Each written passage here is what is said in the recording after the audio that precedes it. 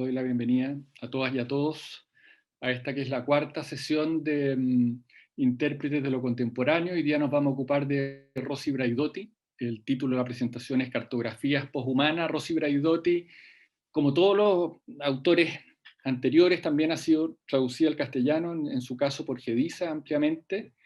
Es filósofa, teórica feminista. Su trabajo intersecta distintos ámbitos, ha sido muy importante para pensar la condición poshumana, que es un tema que nos viene acompañando desde hace un rato y que parece tener todavía para largo.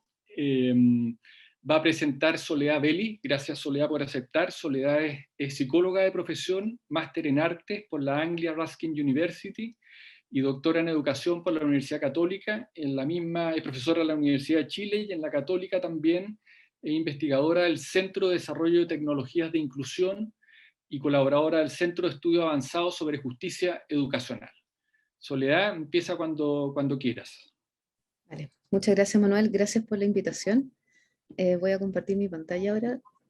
Ya la hemos probado, así que debería estar bien. Ahí sí. Espérense, voy a mover esto y ya estamos.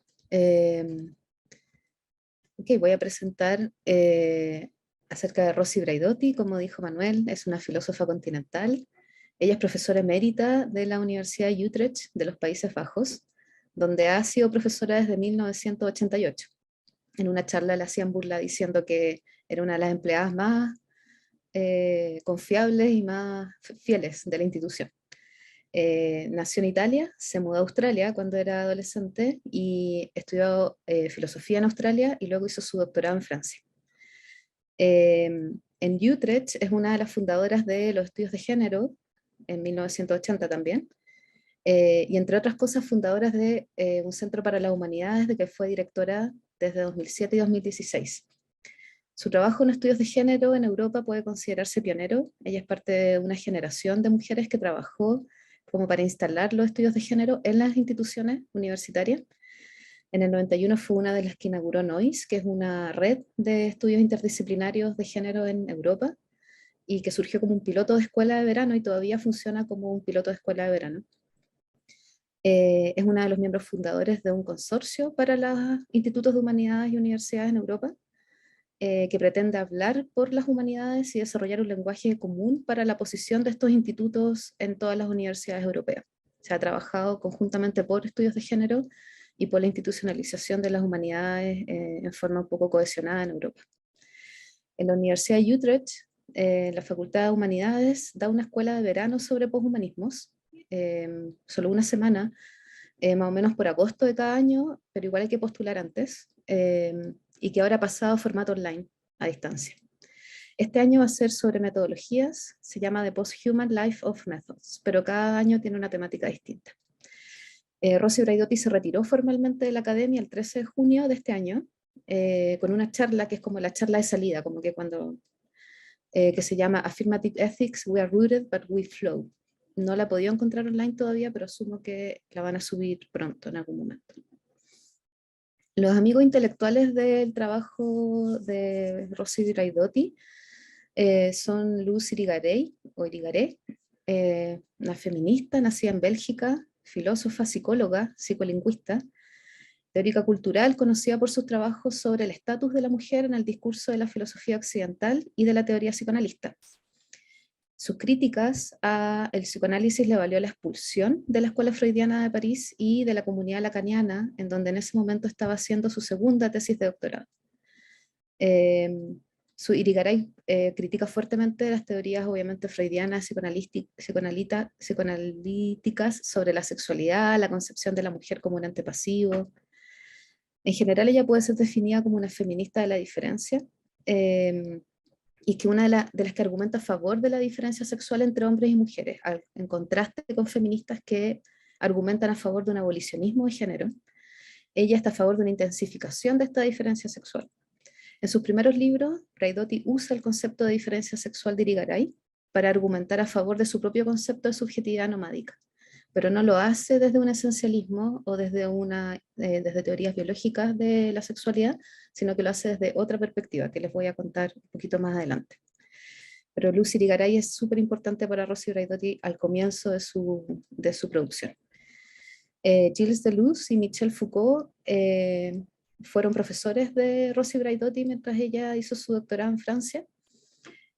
Bueno, a finales de los 60 estos surgen junto con otras muchas voces como parte de una generación de filósofos que tratan de alguna manera hacer una filosofía no tan cercana de la fenomenología. En varios de sus libros dice que ella utiliza a Foucault y a Deleuze con grandes dosis de feminismo. O sea, ella piensa que de alguna manera estos dos teóricos tienen que ser sazonados con harto feminismo para que funcionen para sus propias teorías acerca de la subjetividad nómade y acerca de la subjetividad feminista.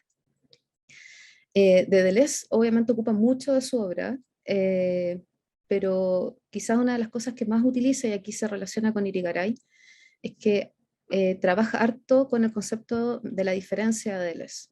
Y aquí diferencia está expresada en términos afirmativos, es decir, es considerado como una fuerza que no niega a otra, ni como una ausencia de otra cosa, sino como algo que existe ontológicamente. En el fondo, todo lo que existe es diferencia. Diferencia es considerado como algo profundamente positivo y afirmativo en el trabajo de Braidotti, y es parte de un proyecto de tratar de generar una teoría de las ideas que no esté basada en la identidad del sujeto, sino que está basada ni tampoco en modelos dialécticos de contrarios que se oponen, sino en un modelo en el cual la diferencia es central para la existencia del sujeto.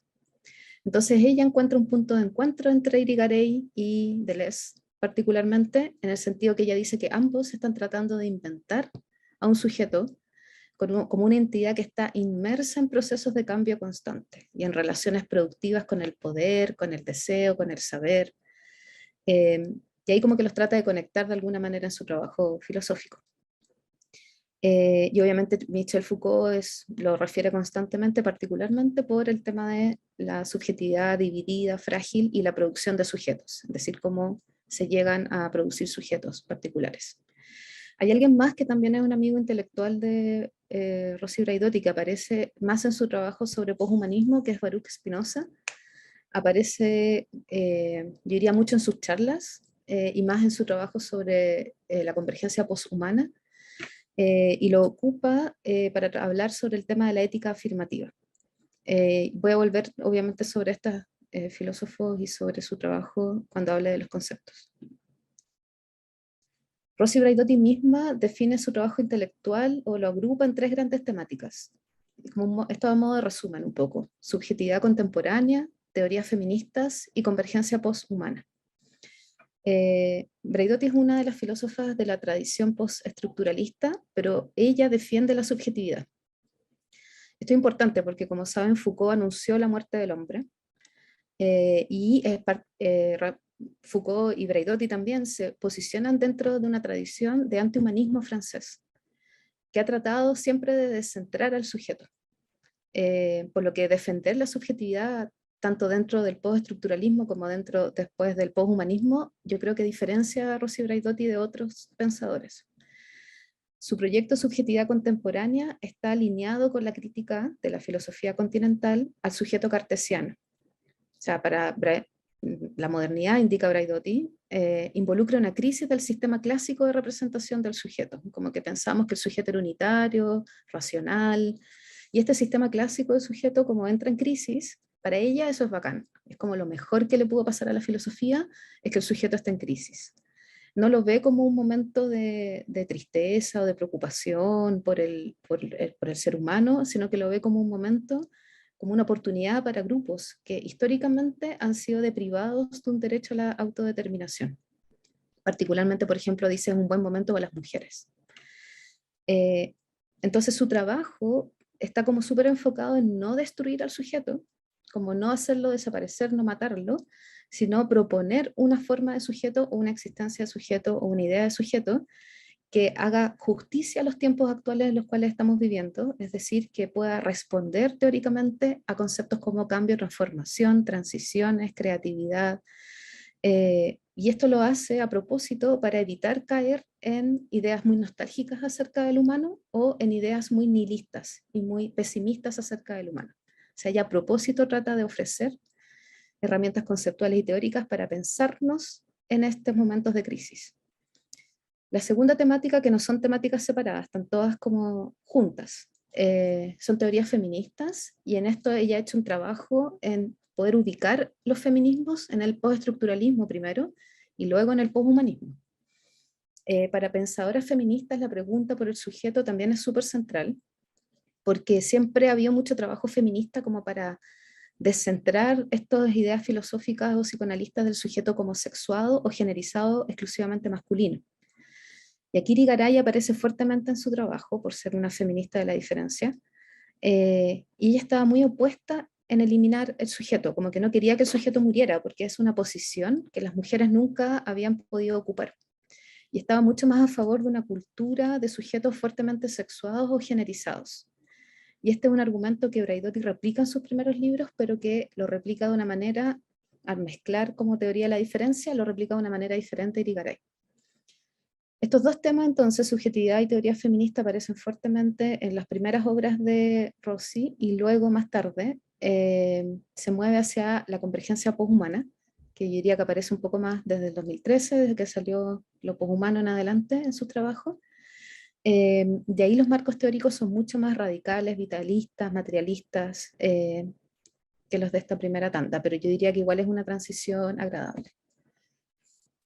Entonces Braidotti dice en sus charlas, ya, ¿se acuerdan de él? Del hombre de Vitruvio, esta es una representación gráfica del hombre de Vitruvio por Da Vinci, que representa como al hombre con mayúscula, las medidas ideales en lo concreto, pero para Braidotti y para su tradición filosófica, representa al hombre racional, moral, autónomo del discurso filosófico cartesiano, que es un sujeto privilegiado en su etnia, en su género, en su clase social, a quien Shannon Windburst, en el Glosario Poshumano, que es un libro que les recomiendo, que está editado por Braidotti y Labajova, se llama Posthuman Glossary, llama a este hombre o a este humano el aparato conceptual endémicamente violento. Este hombre, como la medida de todas las cosas, epistémica y discursivamente privilegiado, es al que el postestructuralismo trata de centrar, obviamente a través del análisis del sujeto, a través de decir bajo qué condiciones y bajo qué formas puede algo como un sujeto así aparecer en el discurso. Y básicamente esto es un trabajo para decir que el ser humano no es una categoría neutra. Ahora, como dije antes, Rossi y Braidotti tratan no necesariamente de destruir al sujeto o de matarlo, sino que de situarlo. Y situarlo implica saber de dónde viene y cómo funciona. Foucault trata la temática de manera similar, diciendo básicamente que deberíamos tratar de entender cuáles son las condiciones que permiten que aparezcan algunos de estos sujetos. En ese sentido, el trabajo de Braidotti en su primer periodo es claramente antihumanista y postestructuralista. Lo que hay en la imagen son las portadas de varios libros y los años y las editoriales de los libros. Listé solamente los libros en inglés, porque ella tiene producción en otros idiomas, y algunas de las traducciones de su obra. Estos son como la primera grupo de libros, y más tarde voy a hablar acerca de los libros relacionados con la convergencia poshumana. Temáticas centrales de Braidotti en esta parte de su producción intelectual: se trata de entender las condiciones que permiten entonces la emergencia de identidades que ella llama nómades o de subjetividades feministas. Este es un interés conjunto por entender la subjetividad contemporánea, o sea, qué tipo de subjetividad aparece en este momento contemporáneo. En Patrones de Disonancia, que es su primer libro, está muy influenciada por algo que hizo Irigaray, que básicamente es hacer un recorrido por conceptos claves de la filosofía occidental, buscando una forma de introducir conceptos feministas a este recorrido de la filosofía como más clásica. En Mujeres, el ambiente y desarrollo sustentable es un libro muy distinto del resto. Es un libro comisionado por una agencia de las Naciones Unidas que se llama INSTRO, que es un instituto creado para el avance de las mujeres en el año 75 y que el 2011 se fusionó con ONU Mujer. Entonces es un libro como muy focalizado en política pública, pero es interesante porque yo diría que es un libro súper temprano en esta unión entre cambio climático, crisis climática y feminismo. Entonces, como está recién apareciendo el ecofeminismo y ella lo está mapeando cuando está apareciendo. Entonces, es un buen libro como para ver estas uniones tempranas entre activistas ambientales y feminismo en general. Sujetos nomádicos tiene 2 ediciones, una del 94 y otra del 2011. Tienen introducciones súper distintas.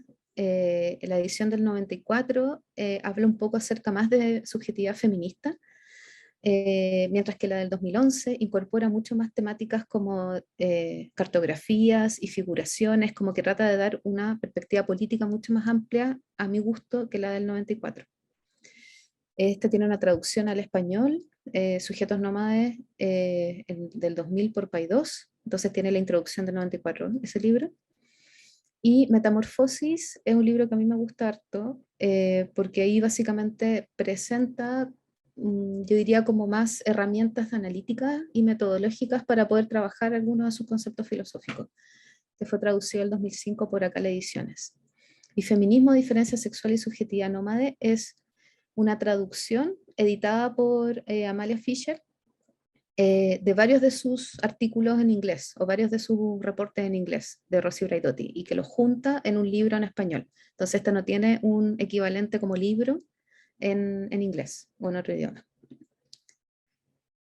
Transposiciones también ha sido traducido al español. Braidotti dice que Transposiciones explora las implicancias éticas de la condición nómade, a diferencia de Sujetos Nomádicos, que explora las condiciones epistemológicas y de metamorfosis, que plantea como análisis, que plantea herramientas metodológicas.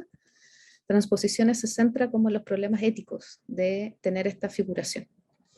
Y Teoría Nomádica es como, yo diría así como un resumen, más o menos de sus teorías principales sobre el sujeto y el sujeto nómade. Voy a ofrecer 3 conceptos acerca de la obra de Braidotti. Hay muchísimos más, así es súper complejo y amplio, pero voy a ofrecerles subjetividad feminista o subjetividad nomádica, o nómade, cartografías y éticas posthumanas. Son como los 3 conceptos que creo que pueden ofrecer una panorámica más o menos de su trabajo, si bien súper superficial. Al principio de su obra, Braidotti trata de ofrecer una figuración del sujeto o una idea, una forma de pensar el sujeto en tiempos de crisis. Se sitúa para hacer esto en la tradición feminista de la diferencia sexual, algo que se podría entender como súper esencialista, es decir, como súper basado en la genitalidad de los sujetos, y por ende como un retroceso un poco en teorías feministas. Entonces podría entenderse como echar mano a un naturalismo biológico, validando estas diferencias anatómicas, hormonales, cromosómicas entre hombres y mujeres como categorías inamovibles. Sin embargo, lo que ofrece Braidotti es una diferencia sexual, entendiendo diferencia dentro de la tradición filosófica de Deleuze y Foucault. En ese sentido, ella hace un recorrido y explica la diferencia como algo que siempre se ha entendido como algo negativo, como una otredad. En el caso de la mujer, como aquello que no es humano. Las mujeres, hace poco, algunas nomás, que hemos sido consideradas humanas, y siempre hemos sido consideradas como la diferencia. De hecho, las que somos sexuadas y genetizadas siempre somos las mujeres, no los hombres. Entonces, siempre se ha entendido la diferencia como aquello que, en base a lo que el hombre se define como por contraste. El hombre es racional porque la mujer, el hombre con mayúscula estoy diciendo, porque la mujer, que es la diferencia, es emocional. El hombre es capaz porque la mujer, que es la diferencia, es incapaz. Y así. Entonces ya hace un recorrido acerca de este concepto de la diferencia como algo que siempre es considerado inferior. Sin embargo, para Braidotti hay como, desde la perspectiva de la diferencia de Deleuze, particularmente, Guattari también, y Foucault, la diferencia es algo que permitiría traer algo nuevo, o es la positividad de estas múltiples diferencias, opuesto a la idea de la diferencia como algo peyorativo. Entonces la diferencia sería no una diferencia sexual necesariamente biológica, por ejemplo, sino una diferencia como algo corporizado, encarnado, no necesariamente en un sujeto único, sino en una idea de cuerpo, que es un espacio en el cual se mezclan diferentes elementos físicos, simbólicos, sociológicos, culturales y materiales. Entonces, al definir cuerpo como algo, como un espacio en el cual confluyen todos estos elementos, de alguna manera se salva, entre comillas, de hablar de un esencialismo genital o biológico exclusivamente. Para esto, propone la categoría de mujer con minúscula como un sitio, como un lugar, no como una persona o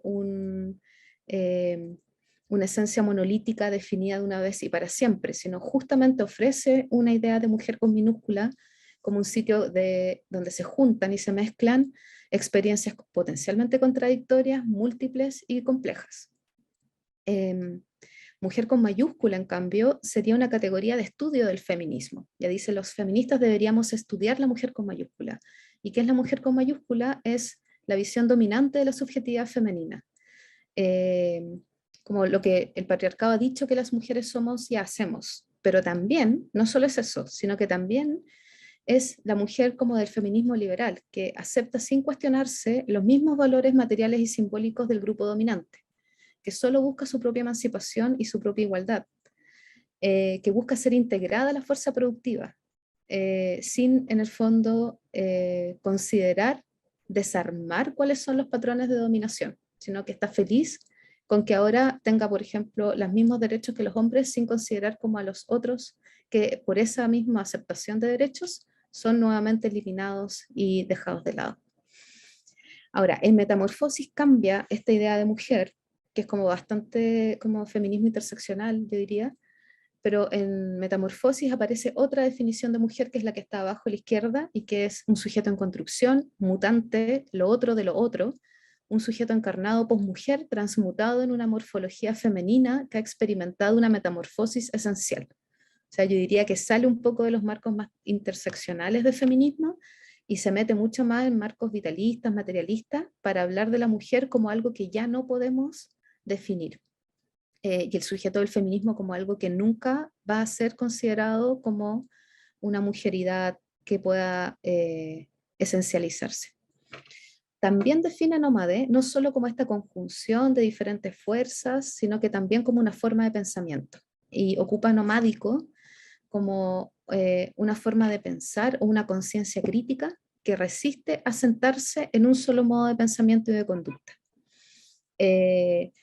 Dice que nosotros deberíamos pensar nomádicamente y esto para mí es una especie de precuela o precursor del concepto de cartografías, porque el concepto de cartografías pone en acción esta forma de pensamiento nómade. Entonces el sujeto nomádico para Braidotti es un mito, es una ficción política que usamos para pensar y para movernos a través de categorías establecidas. Hablar de sujeto nomádico nos sirve como una buena excusa intelectual para poder explorar las típicas categorías de la interseccionalidad, pero al mismo tiempo entender que el sujeto nomádico no es alguien que esté, no es una persona de partida, es un ente comunitario, son varios, por decirlo así, cuerpos juntos y no todos de ellos son cuerpos humanos necesariamente. El sujeto nomádico no es que esté fragmentado constantemente, sino que ella dice está hecho de patrones de movimiento que son estacionales. O sea, tú eventualmente podrías seguir los patrones de movimiento nomádicos. No son rutas lineales, no son rutas fijas, pero tampoco es así como un caos absoluto. Existe cohesión a través de estas repeticiones y a través de estos movimientos, y eso permitiría como la emergencia de sujetos. Como define cuerpo como algo que es un lugar de intersecciones, no define cuerpo como necesariamente un sujeto como lo entiende la psicología, sino que entiende el cuerpo como una intersección biológica, social, lingüística, semiótica, material, etcétera, etcétera.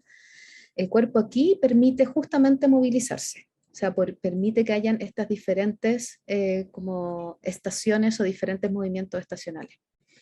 Y como el cuerpo está encarnado, es decir, hay una política de localización, y aquí ella ocupa mucho la política de localización de la Adrienne Rich y de la tradición feminista de pensamiento situado, en donde ocupamos, o ella ocupa por lo menos el sujeto nomádico en su contexto. Como que es muy importante la contingencia de la experiencia. Es imposible hacer universalizaciones o pensamientos como muy universales con respecto a este sujeto nomádico. Siempre tiene que estar localizado y que parte de un yo encarnado, pero de ahí fluye como a otros cuerpos, no necesariamente se queda en el yo encarnado. Ella propone a continuación formas analíticas de poder ubicar y poder recrear estos sujetos nómades. y lo hace a través del concepto de cartografías. El concepto de cartografías es agarrar las políticas de la localización de Adrienne Rich y de la tradición feminista y tratar de usarlas como una herramienta analítica y metodológica. Entonces paso al concepto de cartografías. Hay dos como conceptos importantes, bueno, hay varios, pero quizás dos conceptos iniciales son figuración y cartografía. La figuración es lo mismo que la subjetividad nómade, como que después le pone el nombre de figuración para decir, voy a hablar de figuraciones para hablar de posiciones de sujeto. No es una metáfora, esto lo hice como varias veces, así como no es una metáfora, sino que estas son formas de producir sujetos cuando uno está haciendo análisis o cuando uno está pensando las cosas. Estos sujetos no es que existan como subjetividades individuales, pero aparecen y hacen cosas, son como importantes en ese sentido. Entonces lo que ella propone es hacer cartografías de poder y cartografías del presente. Las cartografías nos permitirían dibujar qué está haciendo este individuo nomádico o este sujeto nomádico ahora, en diferentes momentos de poder o en diferentes relaciones de poder. Nos permite dibujar básicamente cómo se van conformando estas diferentes subjetividades en el ahora. Por eso le llama como mapeos materialistas de estas posiciones encarnadas. Y una cartografía es una lectura del presente. Eso es muy importante para Braidotti, porque para ella el presente es como el momento más importante. A través de mapear el presente, reformulamos el pasado y proyectamos el futuro, no como algo que no está sucediendo, sino como algo que está sucediendo ahora. O sea, en este momento está sucediendo el futuro y por eso tenemos que mapear. ¿Y qué es lo que mapeamos? Mapeamos lo que estamos dejando de ser y en qué tipo de sujetos nos estamos convirtiendo al mismo tiempo. No son lineales o cronológicas, sino que al mismo tiempo estamos mapeando qué es lo que ya no estamos siendo y qué es lo que vamos a hacer o en qué nos estamos convirtiendo. Entonces, el interior de una cartografía, y como Braidotti propone una cartografía distinta a lo que la propone Deleuze, en el sentido de que ella propone, porque le mete Foucault, propone mapear poder o mapear posicionalidades relacionadas con el poder. Y para entender el poder, o para entender de qué tipo de poder está hablando Rossi Braidotti, entiende poder en el sentido Foucaultiano, como algo que es algo que se ejerce, digamos, algo que está en constante negociación entre diferentes niveles de poder y deseo. Está en constante cambio. Y este movimiento que ella propone entenderlo como potencia y potestas. Potencia y potestas son dos caras de la misma moneda. Son lo que produce la subjetividad. Esta negociación constante entre estos diferentes grados y niveles de poder produciría estas diferentes figuraciones o diferentes posiciones de sujeto. Voy a explicar un poquito más sobre potencia y potestas. Entonces, una cartografía implica mapear, identificar las posiciones de sujeto y los grados de poder que se generan entre todos estos encuentros.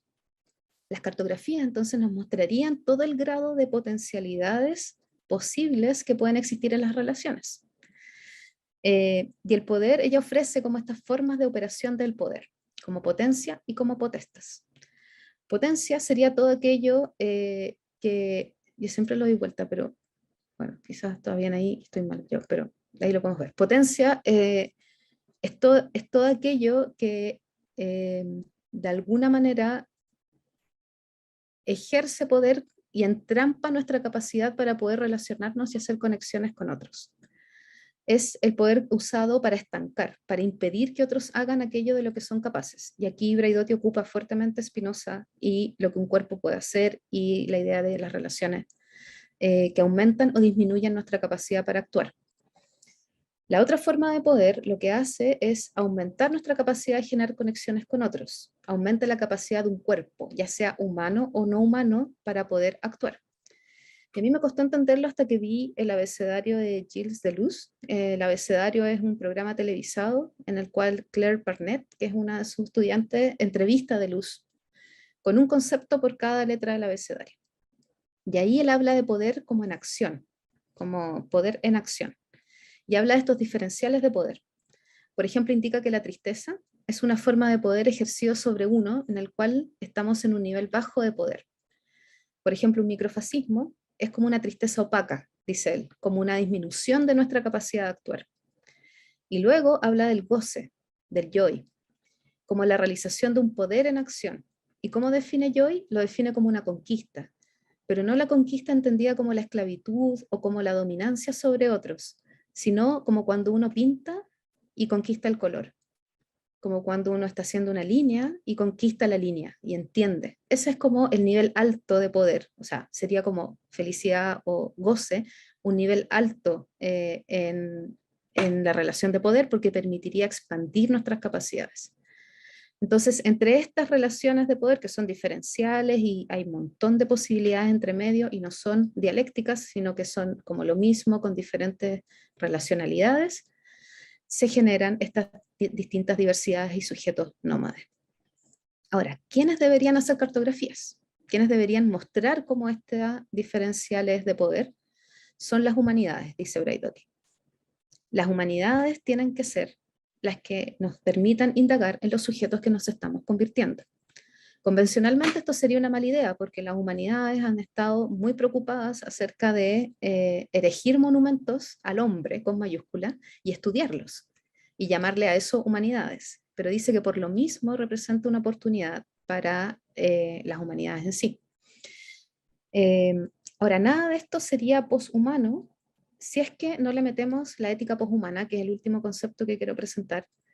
Y esto es particularmente braidotiano, que ella dice en oposición al cinismo y a la melancolía dominante, su proyecto de subjetividad nómade, o sea, de mapear y de hacer cartografía, enfatiza la fuerza afirmativa de una imaginación política, que no está atada al presente en un modelo de negación oposicionista. O sea, para ella es importante mapear estos diferenciales de poder justamente a través de una ética poshumana. Y Rossi Braidotti dice, la desesperanza no es un proyecto, pero la afirmación sí lo es. Estos son los libros como más poshumanos, por decirlo así. Tiene un montón de literatura editada por ella y otras personas que no puse acá, pero es infinita. O sea, de verdad ha escrito de todo, así de derecho, de drones, de lo que quieran. La Rossi Braidotti ha estado ahí coeditando libros, le hace a todo. Acá voy a hablar particularmente de conocimiento poshumano y el poshumano, ambos tienen traducción al español. Feminismo poshumano salió recién, ni siquiera he podido mirarlo, ni siquiera sé cómo se ve, pero creo que sería como un lindo cierre a su proceso inicial de patrones de disonancia de feminismo postestructuralista y filosofía. Así que esto es como un cierre lindo de feminismo y poshumanismo. Pero además voy a hablar de dos artículos sobre humanidades y poshumanismo, humanidades poshumanistas desde 2013 y un marco teórico para las humanidades críticas o humanidades proscríticas. Y además un poquito de un libro que tiene editado con Gilroy sobre humanidades conflictivas o en conflicto. Braidotti habla de lo que llama convergencia poshumana. La convergencia poshumana es como lo que está pasando ahora. Cuarta revolución industrial, la aparición de tecnologías avanzadas, inteligencias artificiales, robótica, nanotecnología, etcétera, etcétera, borrando los límites entre lo que llamamos biología o lo biológico y lo físico y acelerando nuestra intimidad con las máquinas. La sexta extinción, que dice ella que es la muerte y extinción de especies como resultado de la actividad humana, un concepto muy relacionado con el antropoceno, de alguna manera, junto a formas de aceleración como el cambio climático y el capitalismo avanzado. Todas estas condiciones han generado o han ayudado en la aparición de que se converja o que se unan o que, no sé, se mezclen el poshumanismo con el post-antropocentrismo en un marco general de capitalismo avanzado. El poshumanismo ya lo vimos, puede venir de una tradición antihumanista o no, pero es básicamente la crítica al ideal del hombre. El poshumanismo que propone Rossi Braidotti es un poshumanismo particular, donde tienes que meterle ética afirmativa, sino es otro tipo de tradición que les voy a mostrar en mi última slide. Y el postantropocentrismo tiene otra tradición, tiene otra genealogía, no es la misma del poshumanismo, pero se basa mucho en es más asociada al antiespecismo, más una crítica a la jerarquía del excepcionalismo humano en relación a otras especies de la Tierra. Braidotti lo critica un poco en el sentido de que dice que fácilmente se convierte en antitecnología y una especie de pánico moral blanco blanco en el sentido de privilegiado, que por primera vez, de gente que por primera vez se está enfrentando a su propia extinción, a diferencia de grupos indígenas y a diferencia de negros, por ejemplo, que han sido extinguidos a lo largo de la historia constantemente. Esto es como, tu primera extinción, bienvenido, vamos a hablar. Piensa que ella tiene un poco de ese tono, el post-antropocentrismo, que sería como la crítica que le hace, pero de todos modos es una tradición muy fuerte que está muy relacionada con que el ser humano ya no es lo que está como arriba en la jerarquía, no es lo que está arriba en la pirámide, sino que tiene que compartir cosas ahora, entre ellas la extinción, con otros seres que habitan la Tierra. Es en esta convergencia poshumana que está movilizando diferentes formas de conocer.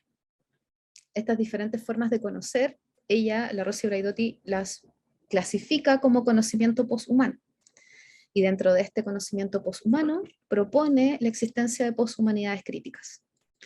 Las poshumanidades críticas serían como la humanidad que debería ser este mapeo, ¿cierto? Que debería ser estas cartografías. Es la convergencia poshumana la que está creando nuevas formas de estudio, está creando nuevas formas de conocimiento. El problema es que de alguna manera o sea, no el problema, pero la condición actual implica que creamos conocimiento, particularmente en las universidades, bajo los marcos del capitalismo avanzado. Es decir, el poshumanismo no está lejos ni fuera de los marcos de capitalismo avanzado. Ella no lo considera como una salida, sino como considera todo esto una cartografía, lo considera al poshumanismo como en diferentes niveles de poder y de relación en relación al capitalismo avanzado. O sea, podemos buscar formas de salida, podríamos crear figuraciones que nos permitan de alguna manera resistir un poco más al capitalismo avanzado o no. El tema en general es que en vez de volver ante una convergencia poshumana, la opción siempre es la nostalgia. Siempre podríamos volver a las humanidades como un repositorio de la razón trascendental, de la moralidad positiva inherente. Siempre podríamos volver así como a tener pena por el hombre que está desapareciendo. Y Braidotti propone usar a las humanidades no para sentir nostalgia ni pena, sino para desarrollar el marco ético de los tiempos poshumanos. Elige a las humanidades para eso. Esta es mi última slide. Creo que como que estuve muy rápido, pero les quiero mostrar como una cartografía, algo así, cómo se vería una cartografía del conocimiento poshumano y particularmente de las poshumanidades críticas. Esta cartografía permitiría producir o mostrar todos los sujetos de conocimiento y los diferentes tipos de conocimiento que se están produciendo a propósito de la convergencia poshumana.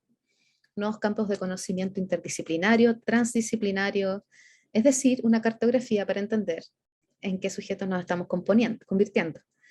Braidotti habla en sus libros sobre conocimiento poshumano sobre componer a la gente que falta, y que es, para mí, o por lo menos a mí me resuena con lo que Deleuze y Guattari proponen, que es la filosofía, creo que es sobre la gente que está por venir. Es decir, el trabajo analítico, en parte el trabajo filosófico, etcétera, es componer gente que va a venir.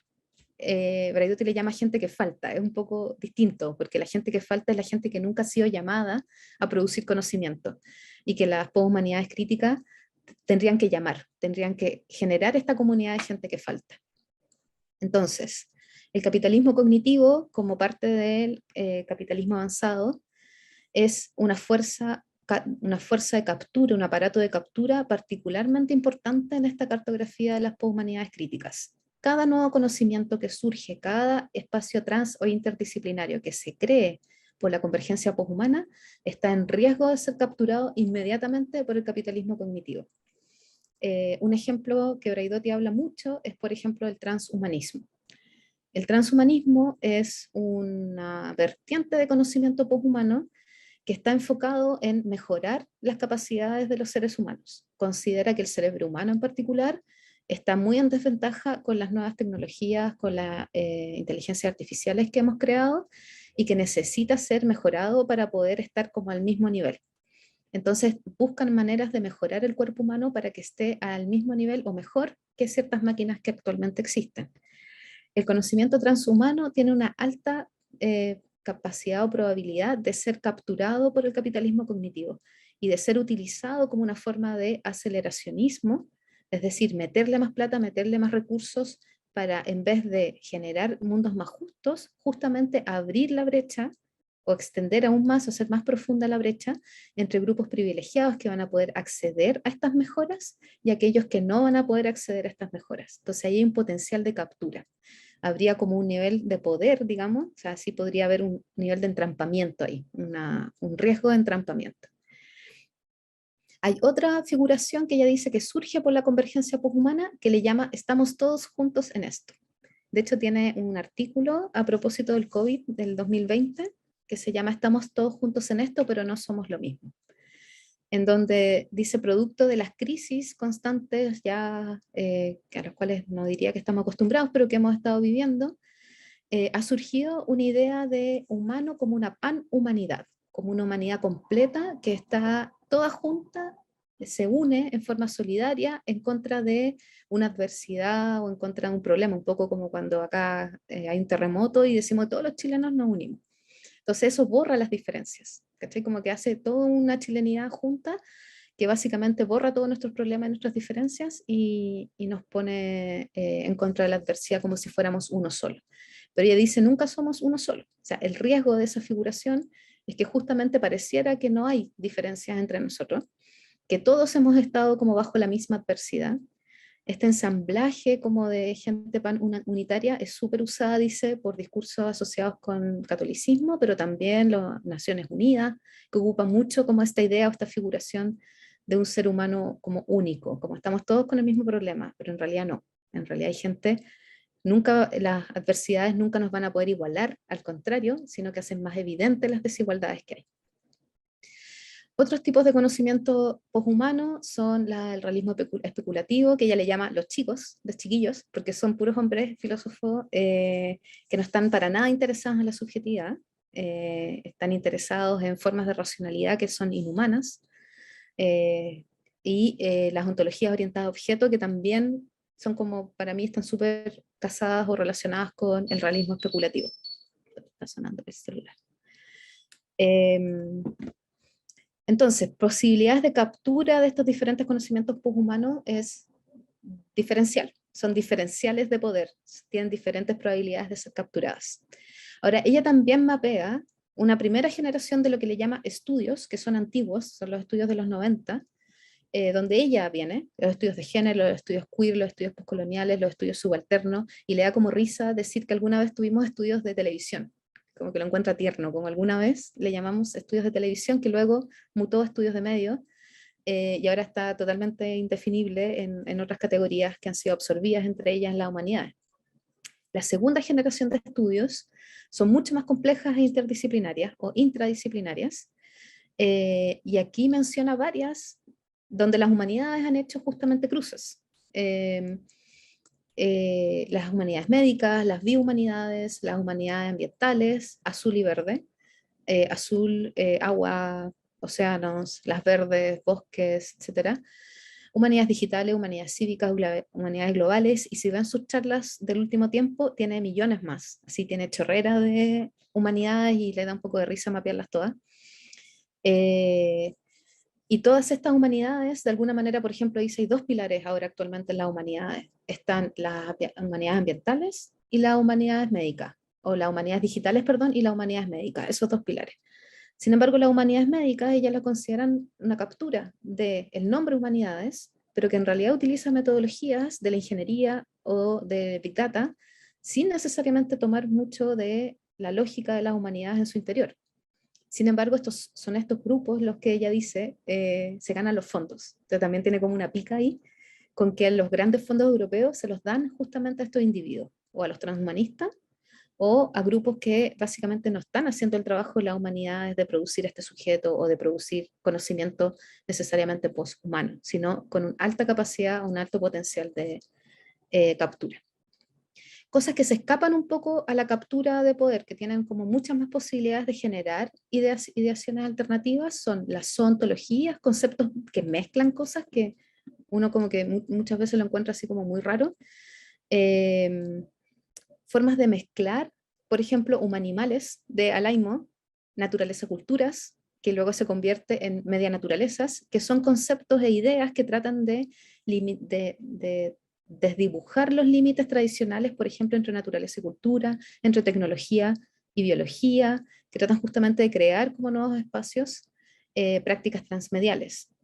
Por ejemplo, ella habla de un trabajo que hicieron en British Columbia, donde mezclaban grupos postcoloniales con grupos decoloniales, con humanidades digitales, para intervenir en un trabajo sobre derechos de tierra y agua con grupos indígenas. Entonces dices, ese tipo de convergencia la que permite conversación no solo trans o interdisciplinaria, sino que también producir este conocimiento que ella considera poshumano.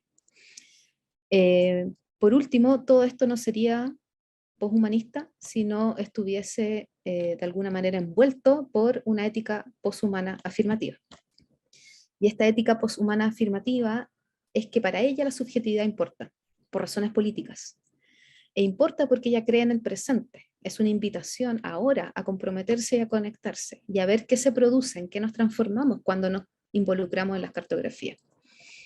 La idea de la ética de Spinoza, de la que ella saca mucho para esta parte de su trabajo, es la necesidad y el deseo de extraer conocimiento del dolor también y de procesar las catástrofes del presente para hacer las actualizaciones que necesitamos para trabajar ahora en lo que está sucediendo. Para ella esta es una filosofía práctica que trata de transformar justamente el ahora, no el futuro, no hay que esperar. Entonces parte del trabajo de esta ética afirmativa es componer esta gente perdida. Lo que es afirmativo sobre lo afirmativo es que aumenta esta habilidad de relacionarnos con el mundo. Es justamente ponernos en la cartografía para aumentar nuestra capacidad de relacionarnos con otros. Y cultivar eso, aquello que aumenta nuestra capacidad para relacionarnos. Eso es. Llegué 45. Vale. Casi justo a la hora. Muchas gracias, Soledad. Muchas Como gracias. en todas las sesiones, vamos a abrir una ronda de preguntas o de comentarios también.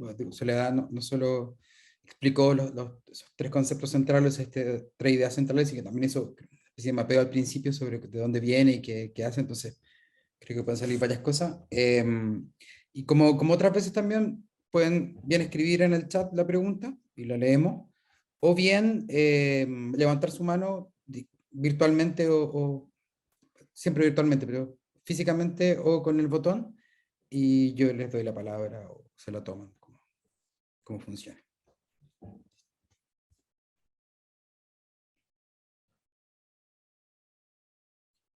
sea, no sé si hay una primera, si no, yo tengo una porque a veces la timidez nos vence. Yo tengo una pregunta, yo no conozco, eso es lo primero, yo no conozco el trabajo en realidad de Braidotti, pues he escuchado, digamos, charlas, o me han hablado, pero no lo conozco. Entonces, muy de fuera me pregunto realmente qué entiende o no necesariamente qué entiende ella, sino qué podría entender uno por lógica de las humanidades. Porque veo que hacia el final hay una distinción, digo, hay ciertas áreas que pasan por transhumanismo o por poshumanismo, pero que no usan la lógica de la humanidad. Y así como muy en general, como ¿qué se entiende ahí por lógica de las humanidades o cuál es la lógica que le parece a Braidotti o en los trabajos braidotianos, digamos, que es una lógica de las humanidades versus la otra? Que entiendo que Sí, sería ingenieril, de calculadora, qué sé yo. sí, ella hace una distinción, yo creo, primero como la humanidad, como lo que considera al humano como centro de su trabajo, y ahí yo diría todo lo que implica entender al humano con mayúscula como aquello que las humanidades debería preocuparse. Y después cuando hace este mapeo como de conocimiento poshumano, yo tengo la impresión en realidad de que trata de distinguir las humanidades y en eso ella es muy optimista, trata de distinguirlo de lo que no sea capitalismo cognitivo o trata de decir las humanidades deberían ayudarnos a salir, a buscar formas alternativas de no ser capturados por este capitalismo avanzado, capitalismo cognitivo, a pesar de que acepta de que no hay muchas formas de funcionar en la academia fuera de esa lógica. De hecho, ella no es como, creo yo, otras pensadoras que se han salido de la academia porque sienten que no pueden producir dentro de una academia neoliberal. Ella ha seguido hasta el final, produciendo como dentro de la lógica. Entonces, igual siento que en ese sentido sí ella piensa que las humanidades podrían salir hasta cierto punto nomás, de la lógica y por capitalismo avanzado ella entiende esta especie de expansión del capitalismo como una axiomática que trata de producir valor de la vida. Entonces ya no es solo como la producción, sino que es el código informacional de la vida lo que puede ser capitalizado. También códigos virtuales, la información puede ser capitalizada fácilmente, pero lo entiendo así como esta, no sé, pues de Monsanto, que podéis patentar ciertos códigos, hasta todo lo que se produce dentro de la academia tiene que ser patentado y de alguna manera vendido, estas antenas de propiedad intelectual, de vigilancia tecnológica, etc. Perfecto, muchas gracias, Soledad. Hay una pregunta de Felipe que tiró una nota. Gracias, Felipe. Hola. Y gracias, Sole, por tu presentación. Yo me tocó conocer a Rosy en persona y es adorable. Oh, Y qué también en emoción. un grupo que era un poquito, casi como medio de culto, había una onda bien particular. Mm. Y yo tengo dos preguntas, una más copuchenta y personal, que es la importante, y otra más intelectual. La más personal, porque también me interpela a mí, es ¿cómo ha sido tu experiencia de trabajar, por ejemplo, con la obra de Rossi en Chile? Chile siendo un sitio o un territorio intelectual donde no solamente hay una suerte de distancia temporal, bueno, y física, ¿no es cierto?, con el resto del mundo global, norte, como uno quiera llamarlo, donde en nuestro rincón del planeta seguimos siendo extremadamente disciplinarios y disciplinados para las cosas. Entonces, en el fondo, estas ideas muchas veces generan anticuerpos que me han hecho sentir a mí que no existen estos espacios. Por mucho que, por ejemplo, desde el Ministerio de Ciencia se trate de impulsar el prefijo trans, por ejemplo, en transdisciplina y eventualmente, Mm, que lo entienden más bien como una suerte de generación de redes donde las distintas especialidades se puedan conjugar. Y sin mm, embargo, no se hacen esfuerzos en realmente intentar pensar la realidad como heterogénea, ¿no? Como si fuera trans por defecto, digamos, donde no hay las cosas separadas en la manera en que mi física está para allá, mi psicología está por acá. ¿Se entiende? mm, mm. Entonces, Sí, sí. la parte como la pregunta es, ¿cómo te ha ido a ti con, con esto? Porque ya a mí me ha costado. Y la Sí. parte más, una pregunta más intelectual es las resonancias y disonancias que tuve entre el trabajo de Rossi y, por ejemplo, las últimas dos presentaciones sobre Donna Haraway y Bruno Latour. Yo sé que con Donna Haraway es más probable que hayan, yo Sí. no estoy muy seguro, pero con Latour no sé. Y lo otro es si es que en esa cartografía, digamos, del lugar de Rossi en el pensamiento contemporáneo, si nos ha escuchado más bien desde las voces disonantes, del lado oscuro de la fuerza de gente que le ha, por ejemplo, en la misma onda de la guerra de las ciencias, ¿no? Con Alan Sokal, donde se le haya acusado, por ejemplo, lo mismo que se le acusó a Jane Bennett en cierto momento, la autora Sí. de Materia Vibrante, que Byron básicamente era Manter. pseudociencia mística y que es una denigración. Entonces, no nos hace, no me ayude tanto, Jane. Y si eso también es, sobre todo en Chile, nuevamente, que es muy difícil hacer interdisciplina o transdisciplina. Eso, Mm. gracias, Sole. Y Vale, fuerza, bacán, gracias por las preguntas. ¿La copuchenta primero? Sí. por Eh, supuesto. eh, yo creo que es difícil. Yo personalmente tuve la suerte de estar en un grupo de trabajo en el Centro de Justicia, donde justamente estábamos leyendo este tipo de literatura y no fue tan raro transicionar desde un marco. Yo empecé haciendo una tesis de doctorado de la lingüística sistémica funcional a poshumanismo. Entonces, de eso a esto, no fue tan difícil porque tenía un grupo de estudio que me apoyaba mucho, una tutora que me apoyó mucho. En ese sentido, en la Facultad de Educación se pudo, pero es un bolsillo muy específico de existencia, diría yo, o de posibilidad. No sé qué va a pasar con esa línea, por ejemplo, si el centro de justicia desaparece, porque son centros que duran un número determinado de años, entonces ha dejado herederos, pero yo creo que no sé si suficientes como a nivel institucional para que eso penetre en la escuela de educación. Este es un centro que estaba como bajo el alero de la escuela. Entonces, administrativamente Yo diría que no es suficiente como para que persista al interior de la universidad, a ese nivel de, como para que dure. Estoy siendo pesimista igual, pero esa impresión me da. Y en términos de la, por ejemplo, a mí una de las cosas que más me costó de la Rosy, hablando del sur global, es su política de afirmación, justamente. La encontraba muy, en un principio muy ingenua y muy poco como latinoamericana, ¿cachai? Como muy estilo, hagamos, tratemos de pensar positivamente, casi así como una psicología positiva. Pero luego leyendo más sobre su trabajo, creo que entendí un poco más a qué se refería con la ética afirmativa, que no es solo como obviamente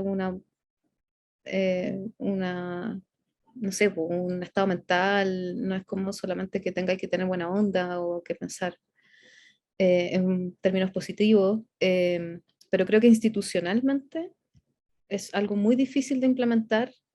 Te voy a dar un ejemplo. Mi tesis, yo estaba haciendo mi tesis en un colegio, trabajé lectura en bibliotecas, en CRA. Yo quería ver cómo se producían los lectores en la escuela.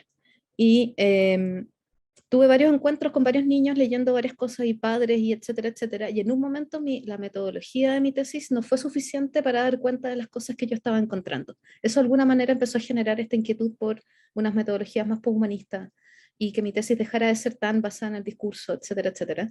Y ese cambio, esa como transformación, por decirlo así, por un momento amenazó con destruir todo mi trabajo doctoral, casi que me dejó sin memoria, o sea, sin tesis, ¿cachai? Porque fue muy radical, como que yo me daba cuenta que esto no estaba dando, que no entendía, que necesitaba otras teorías, traer otras teorías entre medio de la tesis era muy costoso a nivel de lectura, al final decidí hacerlo igual, y básicamente mi esfuerzo se dirigió a poder capitalizar lo suficiente en los poshumanismos para que me permitieran escribir 3 papers, que era lo que yo necesitaba para graduarme. ¿Cachai? Se neoliberalizó inmediato. Cuando yo pude neoliberalizar la tesis y la pude convertir en 3 artículos, y ¿cachai? Ahí como que salvé el doctorado. ¿Cachai? Como que ahí pude decir, ya, los poshumanismos me permitieron escribir los 3 papers, estoy a salvo, voy a poder graduarme. ¿Cachai? Entonces, ética afirmativa y todo eso, como que filo, como que lo importante era sacar los 3 papers que me permitieran graduarme. Entonces, esa captura fue beneficiosa para mí por el marco como en el cual estamos, pero es difícil hacer una ética afirmativa, me encuentro un poco privilegiado, ¿cachai? En ese tipo de exigencias. Ya, eso quizás con la parte más, plan, podía extenderme, pero para no extenderme tanto. La segunda era en relación a Bruno Latour y a Donna Haraway. A los otros, yo creo que a Donna Haraway ella la cita harto, pero no la desarrolla. La menciona así como alguien buena onda y luego la pela un poco con el concepto cuturuceno, como que encuentra que es un meme, ¿cachai? Que se volvió rápidamente un meme el tema del antropoceno. Y la ocupa justamente para proponer estos conceptos como naturaleza cultura o concepto o el cyborg, porque ella dice básicamente la subjetividad nómade podría ser considerada un cyborg, que es el concepto de la Haraway.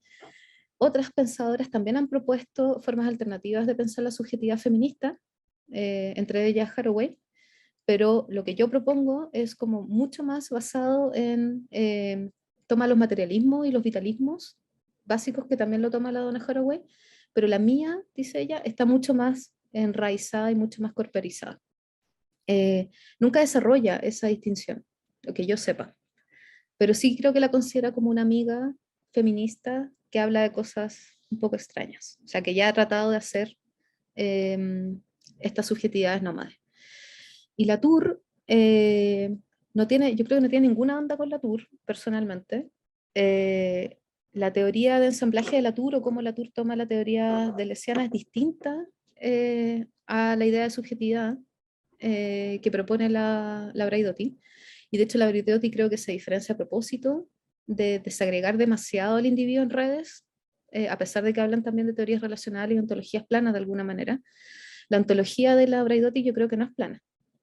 Yo creo que ella le mete suficiente Foucault al tema para decir las diferencias importan lo suficiente como para que las relaciones nunca sean igualitarias. cuando entramos en relación en desigualdad. Y por eso es importante mapear el poder de las relaciones. No es nunca llegar a aplanar lo suficiente como para convertirte en redes que todas se conectan y forman objetos. Creo. Eso es como más una interpretación. Y habías dicho una cosa final. No me acuerdo qué era. No, súper bien, gracias por tu respuesta, Sole. Vale, gracias por la pregunta. A ver si hay otra pregunta o comentario a propósito de la charla o de la respuesta también. A ver si se abren cosas.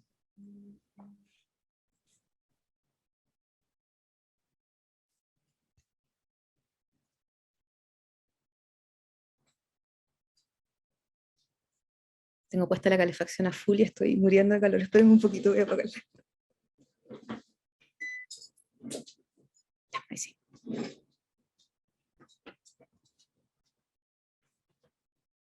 Yo tengo una pregunta de Copuchento, en realidad, porque tú mencionabas que antes de que empezáramos, de que ella podía ser súper amable con el público en sus presentaciones, pero súper eventualmente como aguda, incisiva con la gente con la cual estaba interactuando, no sé, arriba del escenario.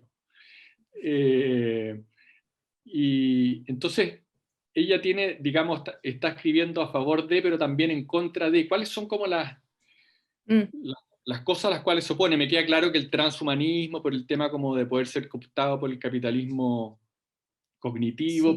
pero ¿dónde está la polémica? ¿Con quién polemiza, digamos? ¿Dónde pasa esta frontera? Polemiza harto con los neocantianos, yo he cachado. Cualquier persona en una charla sobre el Future Lectures, que creo que era en Columbia, y no me acuerdo muy bien, alguien le hace la pregunta sobre qué piensa de la idea de que los postestructuralistas y ahora los poshumanistas han ayudado a el concepto de posverdad, o que han ayudado a que se destruya el concepto de verdad. Que es como parece que una pregunta que ella había recibido 1000 veces y no tenía paciencia en ese momento como para responderla, y básicamente dijo que era absolutamente irracional o rarísimo que te hicieran esa pregunta como como acusándolos de relativismo en el fondo. Y esa es una distinción que ya se harto en los libros y en las charlas. No es relativismo, es políticas de localización o políticas de locación. Ella no está proponiendo como un relativismo conceptual o teórico. Y que, claro, acusar a un modo de pensamiento de algo que está sucediendo, por ejemplo, del fake news o del post-truth, del post-verdad, le parecía que era absolutamente barato, como que no valía la pena siquiera hablar de eso. Entonces me imagino, claro, neocantianos, un grupo de que en realidad nunca aceptaron los postestructuralismos o que los consideran relativistas. Ah, esa era la otra pregunta, Felipe, con Sokal. Alan Sokal, la broma de Sokal, y que hubo otra broma ahora por Borgson, ¿cómo se llama él? Lo sigo en Twitter, es terrible, Peter Borjason, que hizo una nueva broma de Sokal también, que escribió un montón de papers, feminismo y poshumanismo, falsos, y fueron publicados por grandes papers, por buenos journals del área. Y que nuevamente como que repitieron la broma de Sokal, pero con poshumanismo y con teoría queer Sí, también. con consecuencias adversas, porque creo que uno de los experimentadores lo echaron de la U. Sí, Si no me equivoco. Sí, sí, sí. sí. Y era con estudios Fat Studies también, como estudio de gordura. Estaba como todo mezclado ahí, sí. Y ella, la Braidotti, yo no le he visto por lo menos referirse o metida en ese tipo de discusión.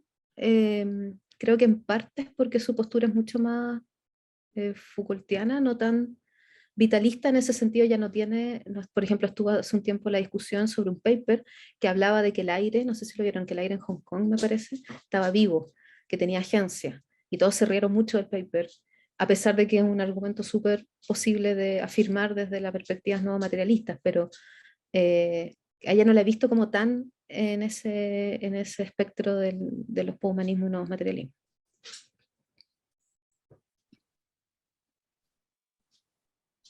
Hablando, bueno, Violeta. Creo que Violeta. Sí, sí. Hola Soledad, gracias por esta excelente y intensa conferencia. Es una explosión de ideas que no es fácil asimilar fácilmente. Yo estoy bastante lejana a ese tipo de problemáticas y por eso voy a hacer 3 preguntas muy básicas. Ya que la influencia de Foucault, el Foucault como referente ese teórico para Braidotti, es bastante notorio, cómo la autora se trata el tema de cuidado de sí, si lo trata en general. Un otro, un otro tema que me interesa es, ¿ves alguna cercanía entre la idea de descentrar el cuerpo en Jean-Luc Nancy y la cartografía, las cartografías en Braidotti? Y una última cosa, cómo Braidotti analiza el tema de intersección de diferentes campos disciplinarios. Eso hace parte de las cartografías y si hace parte, cómo en términos concretos se realiza esta exploración de la intersección de diferentes campos disciplinarios. Súper. Gracias, Violeta. La primera, el cuidado de sí, por lo menos yo no lo he visto escrito en sus libros, no me he leído todo lo que ha escrito Braidotti, sí. De hecho, el último no lo he podido leer, pero lo menciona en sus charlas. Lo ha mencionado, que yo sepa, en 2 de sus charlas, en las cuales habla acerca de mecanismos o tecnologías o formas de cuidado y desarrollo que ella considera mucho más cercanos como una subjetividad nómade o líneas de fuga, incluso como que mezcla en ese sentido el trabajo de Foucault. No lo desarrolla tampoco, por lo menos que yo entienda, no lo ha desarrollado ni lo ha integrado como parte del conocimiento poshumano o cómo entraría a funcionar junto a la subjetividad nómade, pero claramente lo menciona como una alternativa a la captura incluso. La segunda pregunta sobre descentrar el cuerpo, no sé de qué autor, tal vez yo no lo sé. Me refiero a Jean-Luc Nancy, que uno de los últimos trabajos, no me recuerdo el año, él desarrolla precisamente este tema de sacar el cuerpo humano como centro de interés teórico y verlo como cuerpo entre los cuerpos. No tenía idea. Tengo que leerlo, entonces. Sí, no sé si ella lo trae, por lo menos desde ella no. Pero sí, no sabría tal vez. No. Si me puedes contar algo más de él. No importa, déjalo. Ya, y el tercero, intersección de campos disciplinarios, es para Braidotti en lo que las humanidades deberían convertirse. Cuando hace en el conocimiento poshumano, que es el libro donde hace este mapeo como de los diferentes tipos de conocimiento, para ella las humanidades son las que deberían justamente liderar de alguna manera la transdisciplinariedad. Da algunos, da más ejemplos de captura que de posibilidades. Como decía Manuel, hay hartos ejemplos acerca de cómo las humanidades han sido ocupadas por la ingeniería o por las medicinas para llevarse ciertos nombres y ciertas temáticas a sus áreas de estudio, pero no para producir verdaderos cruces interdisciplinarios.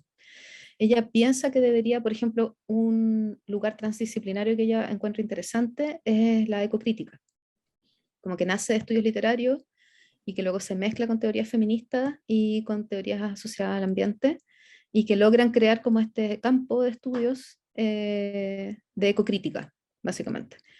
Eso lo ve como un ejemplo interesante, pero también como las humanidades ambientales le parecen muy interesantes, por ejemplo, las humanidades azules, las humanidades ambientales azules, las que están ocupadas del agua, porque pueden traer justamente a su terreno disciplinas que se podrían llamar como de las ciencias duras. Podrían traer geólogos o geógrafos, personas de las ciencias de la vida. De hecho, ella dice en varias de sus charlas como cómo es posible que le hayamos pasado las ciencias de la vida a otras disciplinas. que se las hayamos regalado y que no las hayamos ocupado, ¿cómo la humanidad no se va a ocupar de la vida? Eso no tiene ningún sentido para ella.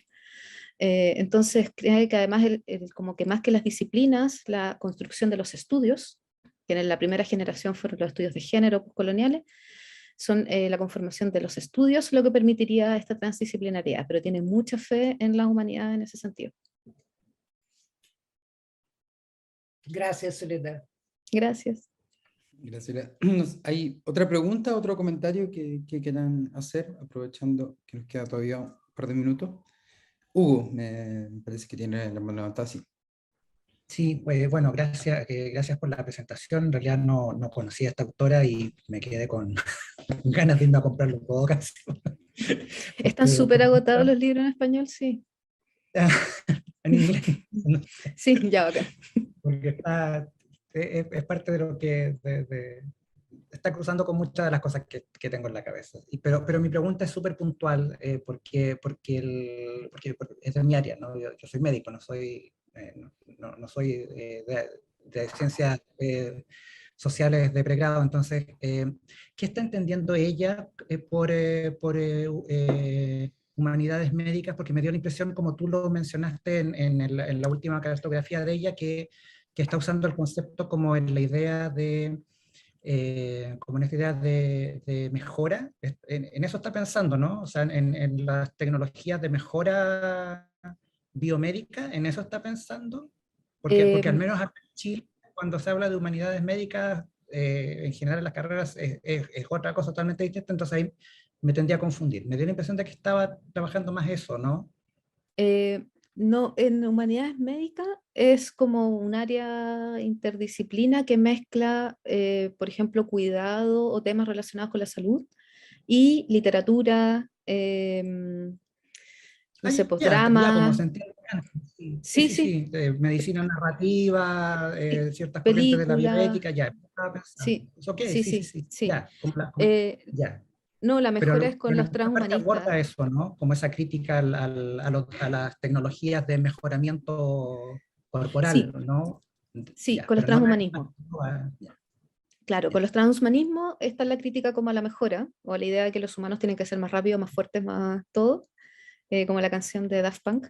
Y en el tema de las humanidades médicas, ella dice lo que critica es como, ok, se llaman humanidades, pero ¿qué tienen de humanidades si las metodologías que están utilizando no necesariamente hablan con la tradición de las humanidades? No sé, pues como están trayendo cosas que producen, no sé, pues, elementos culturales, incluyen arte, literatura, drama, música, etcétera, pero no necesariamente está tan integrado como a ella le gustaría. Ya, sí, solo para contarlo a nivel de copucha, que precisamente hace 2 noches atrás me desvelé y me puse a pensar de qué hablamos cuando hablamos de humanidades médicas. Entonces, como que me calzó la autora así con Sí, cae todo. cajón. Cae cajón. Ya, gracias. Gracias. Gracias, Soledad. Quizás, si es que alcanzan una última, si no, vamos a cerrar. Ahí Manuel decide. Oh, Violeta, ¿tiene otra? Sí. Perdona, no quiero abusar del espacio, pero realmente es una oportunidad de preguntar. Soledad, ¿cómo Brandotti se sitúa ante la política? ¿Cómo la ética poshumana trata los temas políticos, no temas políticos, el espacio político, lo político como enfrentamiento de fuerzas? Porque hay una gran discusión en los últimos 50 años sobre la eticidad de la política. Sí, Braidotti en todo momento cuando presenta la idea de la subjetividad lo hace diciendo que es una decisión política porque el sujeto permite de alguna manera la pelea por los derechos. O sea, ella incluso en este segundo libro que no es tan típico, es el libro que hace sobre mujeres, medio ambiente, etcétera, tiene una conversación intensa con todas las activistas medioambientales y ahí levanta también muchos como de las temáticas que luego desarrolla con respecto como a los activismos. ¿Cómo posicionas y cómo entiendes además activismos que no estén basados en la esencia, o que no estén basados como en una idea esencialista de sujeto, particularmente con los feminismos. Entonces, yo creo que ella utiliza política o se refiere como al tema político, básicamente como una forma de ofrecer una manera de pensar a los sujetos sin quitarles una capacidad o una presencia activa en lo que son las leyes. De hecho, tiene este libro sobre Deleuze y la ley, no sé si lo han visto, es un libro muy raro, que son diferentes ensayos relacionados como con ley y poshumanismos, en donde incluso se mete como en conceptos jurídicos relacionados con el crimen, temas penales, tratando de definirlos desde éticas poshumanas, desde perspectivas poshumanas. No digo que sea exitoso necesariamente en el intento, pero sí creo que es un esfuerzo como no solo de meter el tema poshumanista en casi cada área en la cual es importante hablar de estos temas, o sea, temas jurídicos. En el fondo, creo que es valiente hacer el esfuerzo intelectual de decir que ideas tan poco jurídicas como un sujeto que no es unitario, lo jurídico se define básicamente como porque tengamos un sujeto racional que es culpable de sus actos, o sea, que elige cometer ciertos actos. Entonces, meterse justamente en esas temáticas con ideas poshumanistas o de sujetos que no necesariamente son unitarios, creo que es valiente, por lo menos, como que está de verdad tratando de ejecutar o de hacer ella activamente, un activismo también, acerca de que es posible pensar cosas de manera diferente. Gracias. Tiene coraje la Braidoti, sí. Gracias, Soledad.